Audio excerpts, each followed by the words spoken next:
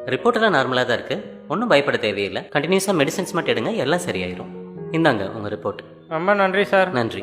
அப்புறம் plus two தானே படிச்சுட்டு இருந்த, இப்போ என்னம்மா பண்ணிட்டு இருக்க? ஆமாங்க சார், முடிச்சுட்டு லாஸ்ட் இயர் வந்து நீட் எக்ஸாமுக்கு ட்ரை பண்ணேன் சார். மார்க் கம்மியாயிடுச்சு, இப்போ மறுபடியும் ப்ரிப்பேர் பண்ணிட்டு இருக்கேன் ஓ sir. Very good very good, all the best. நல்லா படிக்கணும், சரியா? Thank you sir.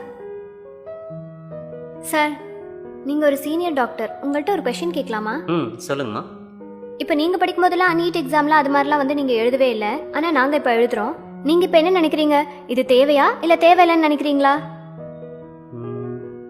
நீட் வேணுமா வேண்டாமான்னு எனக்கு சொல்ல தெரியல, ஆனால் உண்மையாக ஒரு சம்பவம் நடந்தது, அதை நான் உங்ககிட்ட சொல்கிறேன். அப்போது காமராஜர் முதலமைச்சராக இருந்தார்.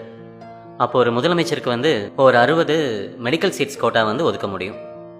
நிறைய அப்ளிகேஷன்ஸ் வந்திருந்தது.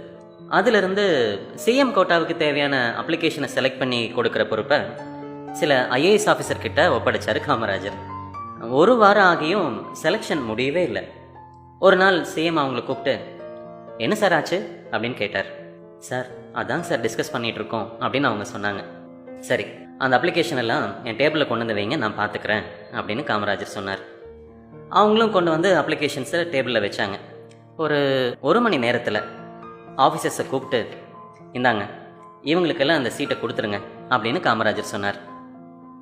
அவங்களுக்கு ஒரே ஆச்சரியம். சார் எப்படி சார் அவ்வளோ சீக்கிரம் நீங்கள் செலக்ட் பண்ணீங்க அப்படின்னு அவங்க கேட்டாங்க. அதுக்கு காமராஜர் ரொம்ப அழகாக சொன்னார், எந்த அப்ளிகேஷன்லலாம் பேரண்ட் சிக்னேச்சர் இருக்க வேண்டிய இடத்துல கை நாட்டு இருக்கோ அதெல்லாம் செலக்ட் பண்ணியிருக்கிறேன் அப்படின்னு காமராஜர் சொன்னார். அந்த 60 பேரில் நானும் ஒருத்தன். இது வரைக்கும் ஒரு 1,00,000 பேஷண்ட்ஸ் மேலே நம்ம பார்த்துட்டோம், ஒரு 1000 சர்ஜரிக்கு மேலே பண்ணிட்டோம். ஸோ இன்றைக்கி நீட் வேணுமா வேண்டாமா அப்படிங்கிறத விட ஒரு சாதாரண மனுஷங்களோட கஷ்டங்களை புரிஞ்சுக்கிட்டு செயல்படக்கூடிய ஒரு நல்ல தலைவர் இருந்தாலே போதுமானது.